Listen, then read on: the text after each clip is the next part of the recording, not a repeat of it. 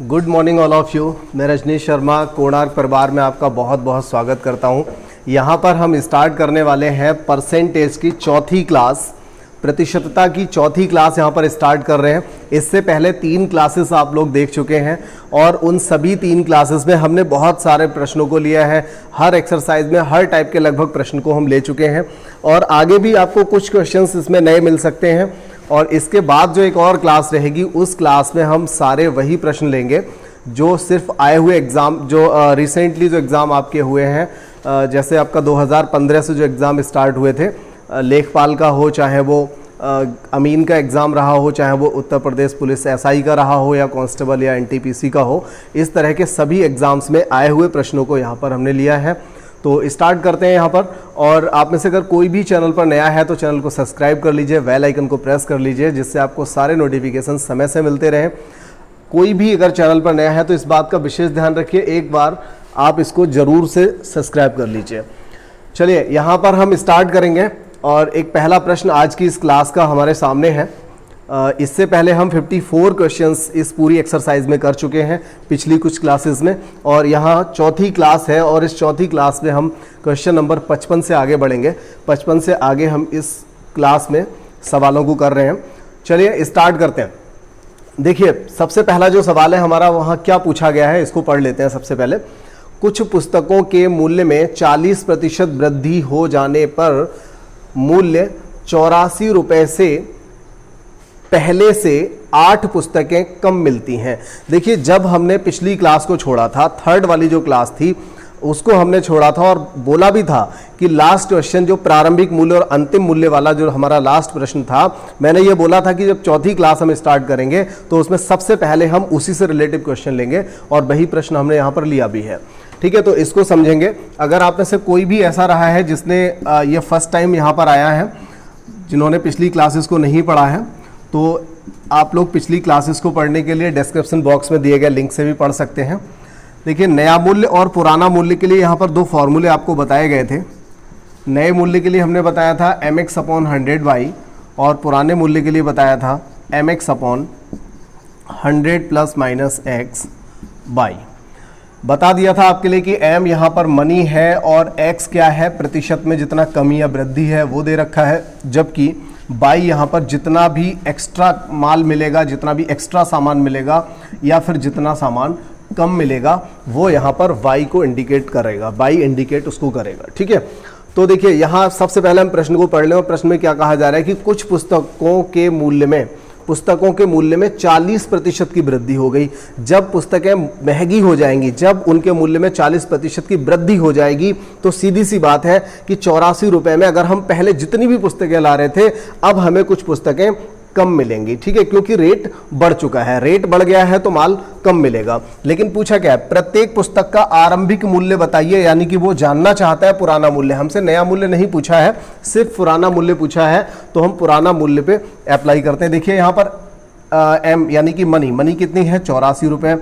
X यानी कि कितना प्रतिशत कमी वृद्धि हुई, 40% वृद्धि हुई, तो फिर क्या करेंगे, 100 + 40 करेंगे, यानी कि 140 हो जाएगा। और y यहाँ पर कितना है, 8 किताबें। तो देखिए 8 पंजे 40 हो जाएगा, 5 से इसको काट लीजिए, 28 आ जाएगा, और 28 तिया 84। ठीक है, तो इसका मतलब ये हुआ 3 रुपया प्रति पुस्तक। 3 रुपया प्रति पुस्तक रेट था इसका शुरुआत वाला रेट, यानी कि पुराना वाला रेट। ठीक है, तो अगर हमसे पूछा गया होता कि इसका नया मूल्य बताइए, तो हम यहां पर अप्लाई कर देते और आंसर निकल आता। ठीक है, तो बात समझ में आ गई होगी, क्योंकि आपने पिछली क्लास में भी इस सवाल को पढ़ा था और यहां पर भी हमने स्टार्टिंग में इस क्वेश्चन को लिया। बहुत ही अच्छा प्रश्न है, एकदम बेहतरीन प्रश्न था। फॉर्मूले आपने नोट कर लिए होंगे। देखिए आप क्लास के टाइम पे सिर्फ एक काम किया करें कि जब भी आपके सामने कोई भी नई चीज आती है तो उसे आप अलग से जरूर नोट किया करें। देखिए यहाँ तो स्टार्टिंग से ही आपके सामने कुछ ऐसे प्रश्न आने लगे। उत्तर प्रदेश पुलिस 2019 यानी कि 49,000 वाली जो वैकेंसी थी आपकी, उसमें ये प्रश्न आया हुआ था। चलिए देखते हैं। कहा जा रहा है कि एक सेट में 3 से शुरू होने वाले लगातार 5 पूर्णांक होते हैं। मतलब कोई एक सेट है, एक समुच्चय है, एक ग्रुप है, किसका, 3 से शुरू होने वाले 5 लगातार पूर्णांक। 3 के बाद क्या आएगा, लगातार की बात हो रही है तो 4, 5, 6 और 7। ठीक है, देखिए बहुत ही सिंपल सा प्रश्न है, इसको मैं लिख के कर रहा हूं, लेकिन लिख के अगर ना करें, चलिए ठीक है, एक बार हम ऐसे ट्राई करते हैं। 3 से लेकर के 7 तक की अगर संख्याएं हमने रेगुलर ली हुई हैं तो इनका एवरेज क्या आएगा? 5 आएगा। ठीक है, इसका मतलब इनका जो एवरेज है वो कितना आएगा? 5 आएगा। लेकिन वो कह रहा है कि अगर इस सेट से सबसे बड़ा वाला पूर्णांक हटा दिया जाए तो संख्याएं रह जाएंगी 3 और 6। उनका एवरेज कितना आएगा? 4.5 आएगा, यानी 5 से 4.5 रहेगा। कितने परसेंट की कमी आ गई? 10% की कमी आ गई। ये तरीका सिर्फ उन लोगों के लिए था जिन्होंने शॉर्ट में ही मेरी बात को समझ भी लिया और कैलकुलेशन भी ओरल कर ली। लेकिन जो लोग नहीं कर पाए उनके लिए मैं बताता हूं, बहुत अच्छे से समझ में आ जाएगा, बिल्कुल निराश नहीं होना है, हर हालत में समझ में आएगा। क्या कहा गया था? एक सेट में 3 से शुरू होने वाले लगातार 5 पूर्णांक होते हैं। 3 से शुरू होने वाले लगातार 5, ये वाले हमने पूर्णांक ले लिए। ठीक है, इसके बाद कहा जा रहा है यदि सेट में सबसे बड़ा पूर्णांक हटा दिया जाए। चलिए भाई इसको हटा लेते हैं, तो फिलहाल इनका जो एवरेज रहेगा कितना रहेगा? 5 रहेगा। जब ये 5 संख्याएं थी तो इनका औसत क्या रहेगा? बीच वाली संख्या औसत रहेगी। लेकिन वो कह रहा है कि अगर हम लास्ट वाले को हटा देते हैं, अब जब लास्ट वाले को हटा देंगे तो इन दोनों के बिल्कुल बीच में ही तो एवरेज आएगा, और एवरेज उस समय क्या हो जाएगा? पहले 5 था और अब क्या रह जाएगा? 4.5 रह जाएगा। मतलब 3 और 6, 3, 4, 5, 6 लगातार 4 संख्याएं हैं। दोनों का जो चारों संख्याओं का जो एवरेज आएगा वो इन चारों संख्याओं के बिल्कुल बीच में आएगा। बीच में मतलब 4 और 5 के बीच में आएगा। या हम ये भी कर सकते थे, पहली संख्या प्लस आखिरी संख्या बटे 2 भी कर सकते थे, 9/2 यानी कि 4.5 आएगा। ठीक है, अब देखिए समझना सिर्फ ये है कि पहले वाला एवरेज 5 था और अब नया एवरेज हो गया 4.5। तो इन्होंने क्या पूछा है कि उस सेट के औसत में कितने प्रतिशत की कमी आ जाती है। देखिए कमी कितनी आई? 0.5 की। कमी कितनी आई? 0.5 की कमी आई, जबकि एवरेज था कितना? 5। 5 से 0.5 की कमी आई, 4.5 रह गया, तो सिर्फ आधे की कमी आई, यानी कि 0.5 की कमी आई। जबकि एवरेज शुरुआत में कितना था? 5 था, इंटू 100। दशमलव हटाएंगे, एक 0 आएगा, और 50 दूनी, आप इसको काटिए, 5 दूनी 10%, आपका यहाँ से आंसर हो जाएगा। ठीक है, तो देखिए हमने इसी सवाल को, एक तो हमने डायरेक्ट समझा था इसको, और बहुत ही आसान सा था, ऐसा कुछ भी नहीं था पूरे सवाल में। लेकिन जिन लोगों को समझ में नहीं आया उनके लिए ये वाला मेथड है, और ये भी एकदम सिंपल है, इसमें भी कोई ऐसी प्रॉब्लम नहीं है, एकदम साधारण सा, आसान सा एकदम जो प्रोसेस रखा हुआ है आपके सामने, एकदम सिंपल सा है। क्लियर हो गया? जो लोग भी इस समय ऑनलाइन देख रहे हैं एक बार बता दें भाई। 2-4 बच्चे तो एक्टिव रहते हैं, बताते रहते हैं कि हाँ अच्छा लग रहा है, बढ़िया क्लास लग रही है, बता देते हैं। लेकिन बाकी लोग पता नहीं क्या करते हैं, वीडियो देख लेते हैं, देखने के बाद कम से कम एक बार ये भी नहीं बताते कैसा चल रहा है। चलिए अगला सवाल देखते हैं, हमारे सामने यहाँ पर एक और है। पहले वर्ष के दौरान एक गांव की जनसंख्या में 5% वृद्धि हुई। पहले वर्ष किसी गांव की जनसंख्या में 5% वृद्धि हुई और दूसरे वर्ष उसमें 5% का ह्रास हुआ। ह्रास हुआ यानी कि कमी हुई। ठीक है, दूसरे वर्ष के अंत में उसकी जनसंख्या 47,880 थी। पहले वर्ष के आरंभ में जनसंख्या क्या थी? लगभग इसी तरह का एक सवाल हम पहले कर भी चुके हैं, अगर ध्यान आ रहा हो तो। हम देखिए इसमें क्या कर सकते हैं, शुरुआत में मान लीजिए यह जनसंख्या रही होगी, पहले साल 5% की वृद्धि हुई। जब भी वृद्धि होगी तो हम क्या करेंगे, 100 में प्लस करेंगे, और 5% का बाद में ह्रास हो गया तो फिर हम हमेशा माइनस करेंगे 100 से। और इस तरह से फाइनली दूसरे वर्ष के अंत में जनसंख्या क्या हो जाती है? 47,880 हो जाती है। तो x बराबर हम यहाँ से सॉल्व कर सकते हैं।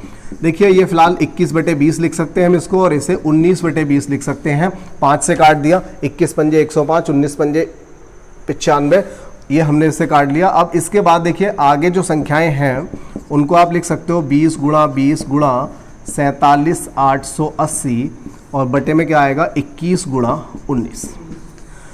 यहाँ से देखिए पक्का कटेगा क्योंकि आंसर बहुत सिंपल से दे रखे हैं। तो एक काम करते हैं, सीधा इसको काट ही लेते हैं, 19 से काटते हैं इसको। 19 दूनी, देखिए 19 दूनी 38 हुआ, 19 दूनी 38 हो गया। तो यहाँ पर कितना बच रहा है? 2 और 7 9 बचा, ये हो गया 98, यानी 19 पंजे 95, 3 बचा 38 हो गया। 19 दूनी 38 और एक 0 बचा है, उसको यहीं पे रख देते हैं। इसके बाद 21 से काटिए, 21 एकम 21, 4 बचा, 21 दूनी 42। तो फाइनली यहाँ से 20 का गुणा 400 होता है, और 120 यहाँ पे लिखा हुआ है। 12 चौका 48 हो गया, और 3 0 लगा दीजिए, तो आंसर हमारा क्या हो जाएगा? 48,000। ठीक है, तो यहाँ पर मतलब ये हुआ कि शहर की जो जनसंख्या थी 2 साल पहले 48,000 थी, एक साल 5% की वृद्धि हुई, दूसरे साल 5% की कमी हुई, ओवरऑल जनसंख्या जो रह गई 2 साल बाद वो रह गई 47,880।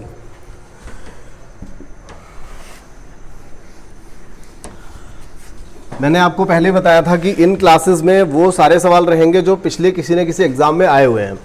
देखिए सामने जो आपके प्रश्न है ये भी आया हुआ प्रश्न है और कई बुक्स में आपको मिल जाता है, काफ़ी कॉमन प्रश्न है लेकिन दिखने में काफ़ी बड़ा लग रहा है। थोड़ी सी टेंशन देने की कोशिश करेगा ये, लेकिन जो लोग थोड़ा सा समझदारी से करेंगे बहुत ही आसान सवाल बनने वाला है, बहुत ज़्यादा आसान सवाल बनेगा, एकदम ऐसे ही खेल खेल में सवाल पूरा हो जाएगा। देखते हैं क्या दे रखा है। एक परीक्षा में ए को V की अपेक्षा 25% अधिक अंक मिले। देखिए जब सवाल बड़ा है तो कुछ चीजें तो हमें नोट करनी पड़ेंगी, क्योंकि हमें यही नहीं पता चल रहा है आखिर हम सवाल की स्टार्टिंग करें तो करें कहां से। तो जो चीज भी पढ़ते जा रहे हैं कुछ तो काम कर लेते हैं। कहा जा रहा है कि ए को B की अपेक्षा 25% अधिक अंक मिले, ए को V से 25% अधिक, ये हमने देखिए यहां पर लिख दिया +25%। एरो हमने किसकी तरफ दिया? ए की तरफ, यानी बी से ए को 25% अधिक, ये हमने यहां पर इंडिकेट कर दिया। आगे कह रहा है बी को सी की अपेक्षा 10% कम, सी से 10% कम अंक मिले किसको? बी को। और इसके बाद देखिए क्या कह रहा है, सी को डी की अपेक्षा 25% अधिक, यानी कि सी को डी से 25% अधिक अंक मिले थे। ठीक है, अगर यहां तक ठीक है तो फिर आगे ये समझ लीजिए सवाल में कुछ है ही नहीं, हो गया। डी को मिले 500, डी को कितने मिले? 500, सॉरी 500 में से 320, डी को कितने मिले? 320, 500 में से 320, यानी कि 500 का पूर्णांक था जिसमें से डी को मिले थे 320। तो बताइए ए को कितने मिले? अब देखिए 320 से 25% ज्यादा मिले सी को, सी से बी को 10% कम, उससे 25% इसको ज्यादा, एक एक करके हम यहां तक आएंगे, हमें ए बी सी डी सभी के अंक पता चल जाएंगे कि किस किसने कितने अंक प्राप्त किए हैं। अब देखिए 320 का 25%, 25% का मतलब चौथाई होता है, 320 का चौथाई 80 हुआ, इसमें 80 जोड़ करके अगर यहां लिखेंगे तो इसके अंक कितने हो जाएंगे? 400 हो जाएंगे। कैलकुलेशन बहुत सिंपल है, लिखनी नहीं पड़ेगी। 25% का मतलब चौथाई होता है, 320 का चौथाई 80 हुआ, इसमें 80 नंबर जोड़ दीजिए तो 400 नंबर हो जाएंगे, सी के नंबर हो जाएंगे। ठीक है, लेकिन सी से 10% कम है बी के लिए। अब इसका 10% कितना होता है? 400 का 10% कितना होता है? 40। तो 40 अगर कम करेंगे तो ये कितना हो जाएगा? 360 हो जाएगा। ठीक है, और इससे 25% ज्यादा मिलेंगे किसको? ए को मिलेंगे। अब 360 का 25% कितना हुआ? वही फिर से चौथाई, 360 का चौथाई 90 हुआ, 360 में 90 जोड़ेंगे तो ये कितना बन जाएगा? 450, और हमारा आंसर हो जाएगा कि ए को कितने अंक मिले? 450 मिले। एकदम बढ़िया था सवाल, भले ही दिखने में बड़ा था लेकिन करने में तो कुछ भी नहीं, जरा देर का सवाल था। चलिए हटाते हैं फिर इसको भी, बहुत ही सिंपल सा है ना। चलिए अगला एक सवाल देखिए, बहुत ही लाजवाब प्रश्न, मतलब ये किसी भी लेवल पे दिया जा सकता है, ऐसा प्रश्न है, अच्छे से समझिएगा। एक डिब्बे में, बहुत ही बढ़िया प्रश्न है, एक डिब्बे में 100 नीले गोले, गोले मतलब गेंद हो सकती है, 100 नीले गोले, 100 नीले रंग की गोले थे या गेंदें थी, और 50 जो है वो लाल थी। कैसी थी? लाल। और 50 काली गेंदें या गोले। अब ये कह रहा है 25% नीले गोले और 50% लाल गोले निकाल दिए जाते हैं, तो बताइए काले गोलों का प्रतिशत क्या है? देखिए हम यहां पर कम लिखेंगे, समझ के चलिए अच्छे से। सबसे पहली बात हमें यह समझनी है कि 100 नीले गोले थे, 50 गोले लाल थे और 50 गोले काले थे, यानी टोटल गोले थे कितने? तो टोटल गोले यहां पर कितने हुए? 200 हुए ना। 100, 50 और 50 कितने हुए? 200। किसी डिब्बे में भरे हुए थे जिनमें 100 नीले थे, 50 लाल थे और 50 काले गोले थे।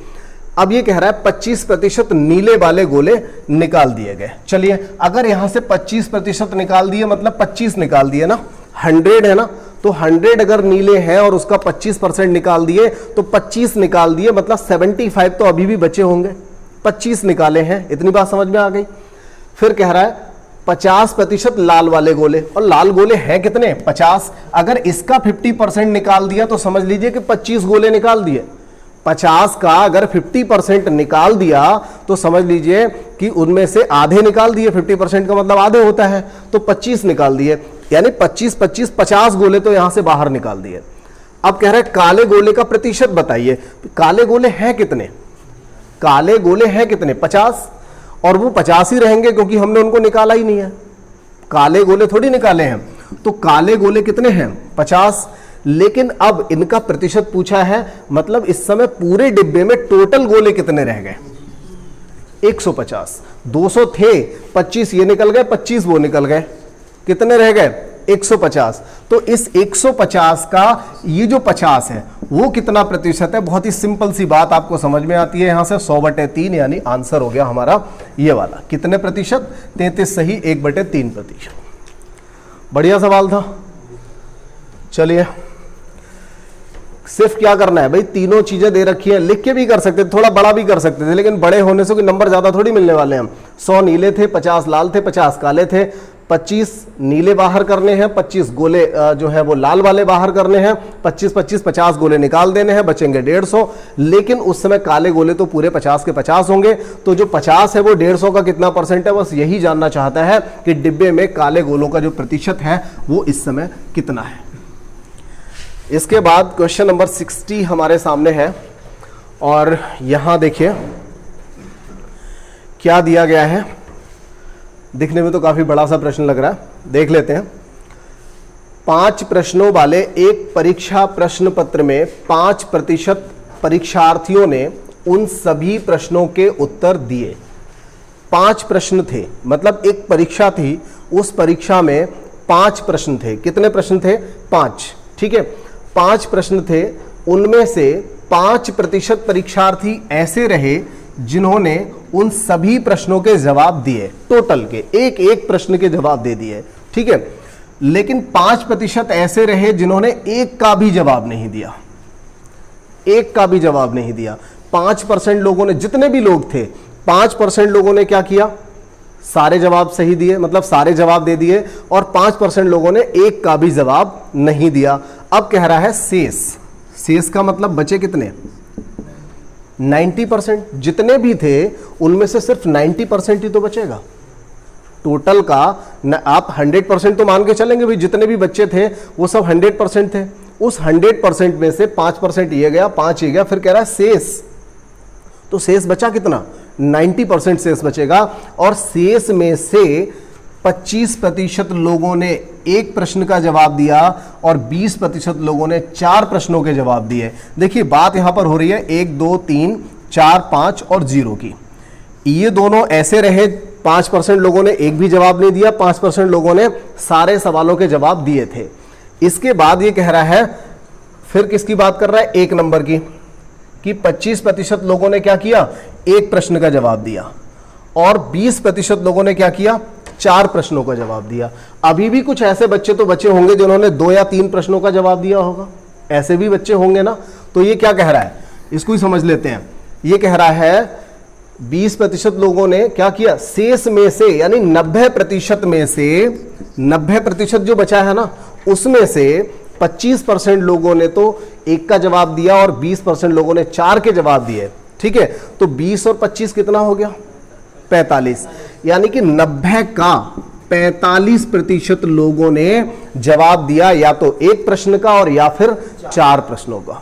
ठीक है, अगर ऐसा हुआ तो आगे कह रहा है, यदि 396 परीक्षार्थी ऐसे रहे जिन्होंने 2 या 3 प्रश्नों के उत्तर दिए, तो बताइए कि इस परीक्षा में कुल कितने अभ्यर्थी बैठे थे। अब देखिए, अगर अभी हमने क्या निकाला था कि 90% लोगों का 45% वो हिस्सा है जिन्होंने या तो एक का जवाब दिया या फिर 4 का जवाब दिया था। इसका मतलब 55% हिस्सा अभी भी वो बच गया जिसने 2 या 3 प्रश्नों के जवाब दिए होंगे। क्लियर है बात? एकदम बराबर। और ये सब किसके बराबर रहेगा? 396 के। बस ये एक सबसे बड़ी बात थी इस पूरे सवाल में जो आपको समझनी थी। ये बिहार बीपीएससी का सवाल है। ये बीपीएससी में आया हुआ सवाल था। ये लेवल अच्छा है, बड़ा प्रश्न है, कोई दिक्कत नहीं। तो देखिए अब हमें क्या निकालना है। सबसे पहले तो हम यहाँ से 90% का जो यहाँ पर दे रखा है, किसी भी संख्या के 90% का, मतलब कोई संख्या रही होगी उसके 90% ऐसा लिख लेते हैं, जिससे टोटल निकल आएगा। किसी संख्या के 90% का 55% बराबर इतना रहेगा। ठीक है, तो यहां से क्या निकल आएगा, एक ही बार में एक लाइन में हमारा आंसर निकल आएगा। एक जीरो से जीरो हटा लेते हैं, 5 दूनी 10 और 5 से इसे काट लेते हैं 11 और 11 से इसको काट लीजिए, 11 तिया और 11 छंग 66, 9 से काटिए 9 चौक 36। x बराबर देखिए 2 यहाँ पर है, 2 चौका 8 हो जाएगा और 2 जीरो ये लगा दीजिए, हमारा आंसर एक बार में आ जाएगा 800। देखिए सवाल अब तक पिछली चारों क्लासेस में देखा जाए तो सबसे कठिन सवाल था। ठीक है, ये तो मानना पड़ेगा, बीपीएससी का क्वेश्चन था ये। तो सवाल अच्छा था, बड़ा सवाल था, थोड़ा सा लेवल भी ऐसा है बीपीएससी का था, जैसे आपका यूपीएससी होता है, यूपीपीसीएस होता है ना, उसी तरह से बिहार में भी रहता है। तो वहाँ आया हुआ प्रश्न था ये, अच्छा प्रश्न था, बढ़िया था। एक बार चाहे तो एक बार और समझ सकते हैं। 5 प्रश्नों वाले एक प्रश्न पत्र में 5% लोगों ने क्या किया, सभी प्रश्नों का जवाब दिया, 5% लोगों ने एक भी जवाब नहीं दिया। तो इस तरह के लोग हो गए 10%। कह रहा है शेष का मतलब 90%। तो टोटल का 90% जो शेष बचा है, उस शेष में से 25% लोगों ने एक का जवाब दिया, 20% लोगों ने 4 का जवाब दिया, यानी 20 और 25 मिला के 45% लोगों ने जवाब दे दिया। अब बच गए 90 का 55% लोग जिन्होंने 2 या 3 प्रश्नों के जवाब दिए होंगे, और वो संख्या कितनी थी, 96। वो हमने इक्वल रख दिया, x का मान हमने यहां से निकाला, हमारा आंसर हमें मिला।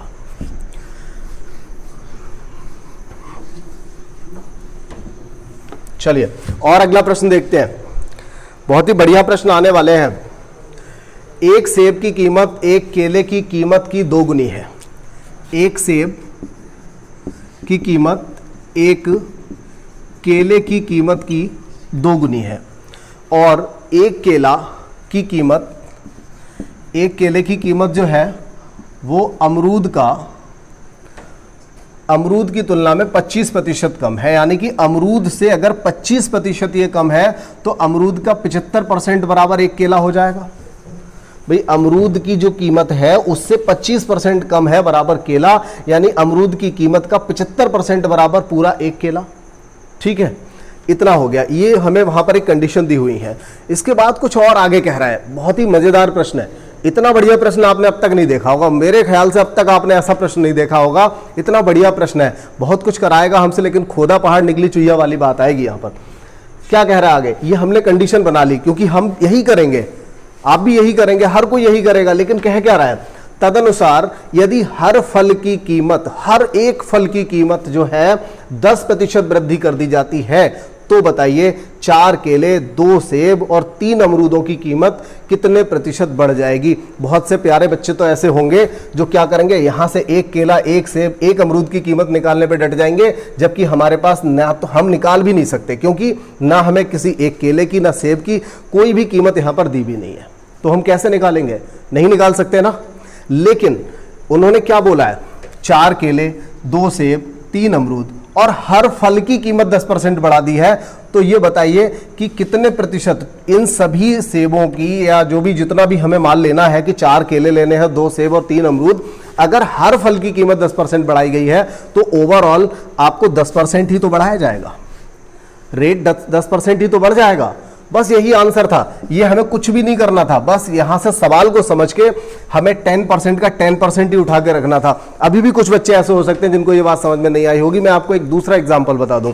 जैसे मान लीजिए आप 1 किलो आलू लेकर के आते हैं, 1 किलो आलू, अगर आलू का रेट आज 30 रुपया किलो है, अगर वो रेट 1 किलो वाला रेट जो है वो 10% बढ़ जाता है तो कितना हो जाएगा कल के लिए, 33 रुपया हो जाएगा। 30 का 10%, 3 रुपया बढ़ जाएगा, 33 हो जाएगा। अब आप 10 किलो लाओगे तो भी 10% बढ़ेगा। भाई 10 किलो लाएंगे तो पहले 300 का ला रहे थे, अब 330 का लाएंगे, तो बढ़ेगा तो उतना ही। आप हर चीज पे बढ़ा रहे हो ना, या तो ऐसा कहा होता केले 10% बढ़ गए, सेब 20% बढ़ गए, ये मान लीजिए 15% बढ़ गया, तब तो सवाल बिल्कुल घूम जाता और सवाल ऐसे होता भी नहीं। जब तक हमें ये ना दिया होता कि किसी सेब, केला या अमरूद में से किसी की कीमत जरूर देता, तब हम सबका निकाल सकते थे। तो इस सवाल में क्या था, सिर्फ घुमाया उसने, लेकिन वास्तव में खोदा पहाड़ निकली चुईया वाली बात हो गई। हमें सवाल तो सिर्फ यहीं से उठा कर रख देना था। ठीक है ना, अब बात आ गई समझ में।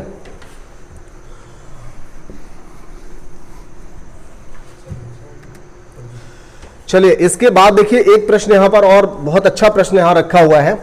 गेहूं के मूल्य में 10% की कमी होने पर, गेहूं का मूल्य है 10% की कमी हो जाती है। कह रहा है कि गेहूं के मूल्य में 10% की कमी हो जाने पर एक व्यक्ति 1 रुपए में 50 ग्राम गेहूं अधिक खरीद सकता है। ऐसा लग रहा है कुछ वो mx/100y वाला सवाल लग रहा है ना। चलिए पढ़ते हैं। उस कमी से पहले 1 रुपए में कितना गेहूं खरीदा जा सकता था। तो देखिए सवाल को सिर्फ लैंग्वेज को घुमाया है। कहना क्या है उसका, 1 रुपए में पहले कितना खरीद सकते थे, यानी कि पुराना वाला रेट बताइए। तो पुराना रेट के लिए हम क्या फॉर्मूला लगाते हैं, mx/100 ± x × 100, यही लगाते हैं ना, इंटू बाई 100 ± x × बाई, ये जो है पुराने रेट के लिए। और यही तो कह रहा है कि पहले हम 1 रुपए में कितना खरीदते थे। बात तो एक ही हुई ना, मतलब हमसे ये पूछा है। चलिए कर लेते हैं फिर। 1 रुपया m यानी मनी कितनी है 1 रुपया, x कितने % की कमी आ गई 10, 100 से 10 माइनस करेंगे 90, बाई कितना 50 ग्राम, 1 0 से 0 हटा दीजिए, 1/450, यानी 1 रुपए का 450 ग्राम हम पहले खरीदते थे। 1/450 का मतलब क्या हुआ, 1 रुपए का 450 ग्राम। ठीक है, तो एकदम सिंपल सा सवाल था, बस लैंग्वेज को घुमाया था, सवाल अच्छा था। हटाते हैं इसको भी। अब तो कई बार आ गया ये सवाल, और देखना एग्जाम में भी रखा मिलेगा, ऐसे सवाल मिलते हैं एग्जाम में। अगला एक प्रश्न है यहां पर, और ये प्रश्न एकदम बेहतर। आप ये मान के चलिए कि जो प्रश्न हमने पिछली वाली एक्सरसाइज में आपको पढ़ाया था उसको हम मॉडिफाई करके यहां पर लेके आए हैं, एकदम अलग टाइप का। मैं गारंटी के साथ कह सकता हूं जितने लोग भी इस समय देख रहे होंगे किसी ने भी ऐसा सवाल नहीं देखा होगा। मॉडिफाई करा है इसको, उस सवाल को बदलने की कोशिश की कि एग्जामिनर करेगा तो एग्जामिनर भी कुछ ऐसा ही सोचेगा। हमने उससे पहले ही आपको बता दिया, एग्जामिनर को शायद पता भी नहीं होगा कि इससे पहले सवाल बनाया जा चुका है। देखिए प्रश्न नंबर 63 है यहां पर, 80 प्रश्नों वाली एक परीक्षा। हालांकि ऐसा एक प्रश्न मैंने कराया है, लेकिन ये उससे बहुत अलग है, एकदम मॉडिफाई कर दिया है। देखिए क्या है, 80 प्रश्नों वाली एक परीक्षा में एक छात्रा आरंभिक 60 प्रश्नों में से, देखिए 80 प्रश्नों की एक परीक्षा है, उसमें से एक छात्रा क्या करती है, शुरुआत के जो 60 सवाल हैं उनमें से 75% के जवाब सही दे देती है। अब प्रश्न बचे कितने, 20। कल जो हमने सवाल किया, पिछली क्लास में जो हमने सवाल किया, उसमें क्या था, वहां पर 40 प्रश्न 40 प्रश्न, यानी आधा काम इधर आधा इधर। ध्यान करिए, मैंने एमए वाला एग्जांपल दिया था आपको कि अगर फर्स्ट ईयर एमए में 59% हो गया तो अगली बार क्या करना पड़ेगा जिससे 60 हो जाए। ध्यान आ रहा है ना, यही बताया था। लेकिन यहां पर क्या है, यहां पर 60 प्रश्न किए हैं जिनमें से 75% का सही जवाब दिया है। बचे हुए 20 प्रश्न में वो क्या करे कि पूरी परीक्षा में 80% का उसका एवरेज आ जाए, 80% का एवरेज आ जाए।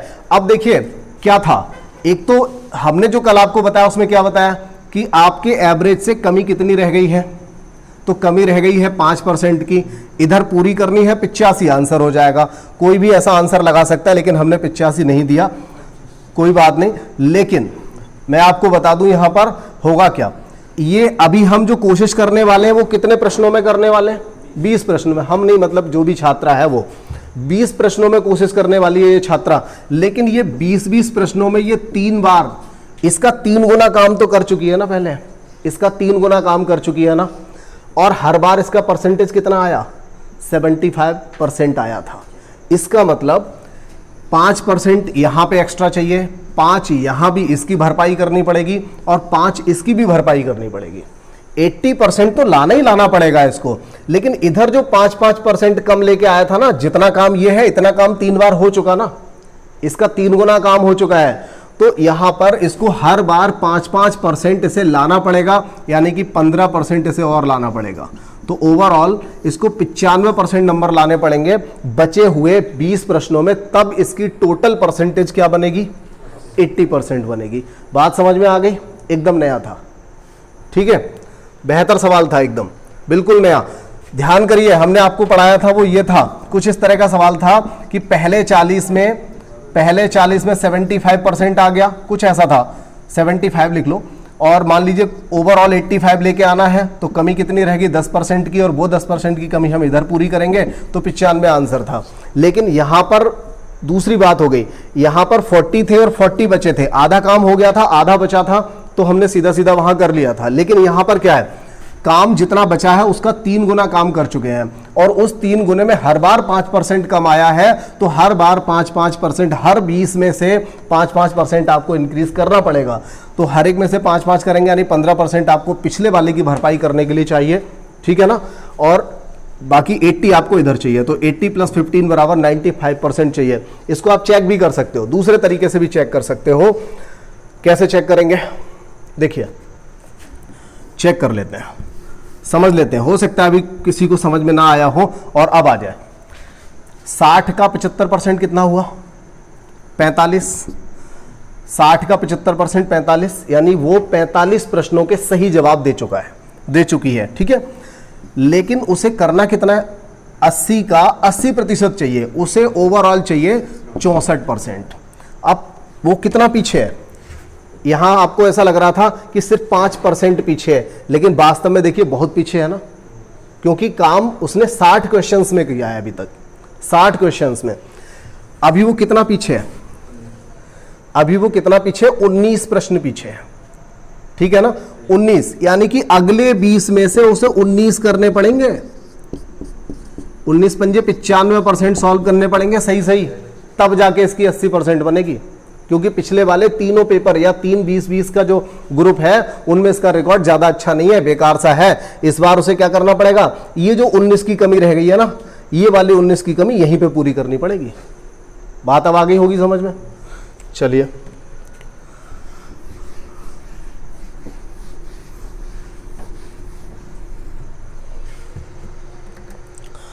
देखो भाई, अगला एक प्रश्न है यहां पर, इस टाइप का जो प्रश्न है कई बार पूछा जा चुका है, और ये देखिए यहां पर रखा हुआ है, ये यूपी SSS के थ्रू जो आपका राजस्व लेखपाल 2015 का एग्जाम था, उस एग्जाम में आया हुआ प्रश्न है। इसी प्रश्न को थोड़ा सा और चेंज करके मिठाइयों वाला कई बार प्रश्न पूछा गया, UPSI में भी आ चुका है ये, ठीक है। ये प्रश्न कई बार आया है, जहां कुछ मिठाइयां बच्चों में बंटवानी होती है, इस तरह का कई बार प्रश्न पूछा गया है। संख्या बदल सकती है, लेकिन सवाल का पैटर्न यही रहेगा, सवाल कहीं ना कहीं जरूर मिलेगा। क्या है सवाल, 720 मिठाइयां बच्चों में बराबर बराबर इस प्रकार बांटी जाती हैं कि 720 मिठाइयां हैं, बच्चे कितने अभी पता नहीं, इस प्रकार बांटी जानी है कि प्रत्येक बच्चे को मिली मिठाइयों की संख्या बच्चों की कुल संख्या का 20% के बराबर है। सवाल में कुछ भी नहीं है, कभी ये सोचना ही मत कि ये कैसी लैंग्वेज आ गई, जरा 2-3 बार पढ़िए, तो इसे 2-3 बार पढ़ो, अपने आप ही माइंड में घुस जाएगा। ये कुछ भी नहीं है सवाल में। 720 मिठाइयां हैं, बच्चों में बराबर बराबर इस प्रकार बांटी जानी है कि प्रत्येक बच्चे को जो मिठाइयां मिलेंगी वो बच्चों की संख्या के 20% के बराबर होंगी। अब एक बात बताओ, मान लीजिए इतने बच्चे हैं, ठीक है, और बच्चे को, हर बच्चे को मिठाई कितनी मिलेगी, बच्चों की संख्या का 20%। तो अब देखो, अगर 10 बच्चे हैं और 20-20 मिठाइयां मिलेंगी, यानी कि 200 मिठाई होनी चाहिए। कहने का मतलब यह है, बच्चों की संख्या और मिठाइयों की संख्या का मल्टीप्लाई कर दें तो 720 के बराबर आ जाएगा। हमने क्या मान लिया था यहां पर कि बच्चों की संख्या x है, ठीक है, यही पूछा गया है, सॉरी मिठाइयां पूछी गई है, कोई बात नहीं, वो निकल आएगा। हमने क्या लिखा यहां पर कि बच्चों की संख्या कितनी है, x, और हर बच्चे को मिठाई कितनी मिल रही है, बच्चों की संख्या का 20%। कितनी मिठाइयां मिल रही हैं, बच्चों की संख्या का 20% मिठाइयां मिल रही हैं। तो बच्चों की संख्या गुणा हर बच्चे को कितनी मिठाई मिल रही है, दोनों का अगर गुणा करेंगे तो बराबर आ जाएगा टोटल मिठाइयां कितनी बटेंगी। क्लियर?